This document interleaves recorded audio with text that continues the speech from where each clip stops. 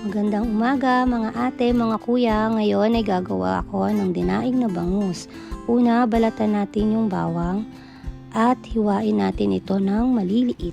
Sunod, kunin natin yung bangus natin.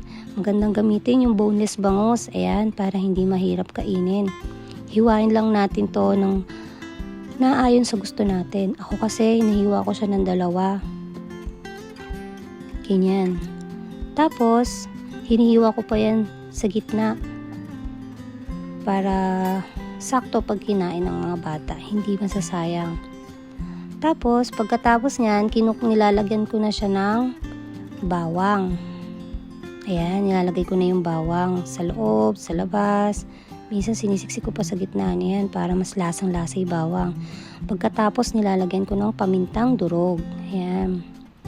And then nilalagyan ko din yan ng asin para may konting alat pagka niluto na. Ayan, lalagyan ko siya ng asin. Sakto lang kayo kung anong gusto nyo. Then, nilalagyan ko siya ng yung suka, pang paasim. Ayan. Sakto lang yung nilalagay ko. And then, maglalagay ako ng tubig pang balance lang para hindi sobrang asim. Ayan. Ganyan lang siya kasimpleng gawin. Tapos, ire-ref ko na siya. At bukas na umaga, may almusal na kaming dinaing na bangus. Ganyan lang siya kasimple.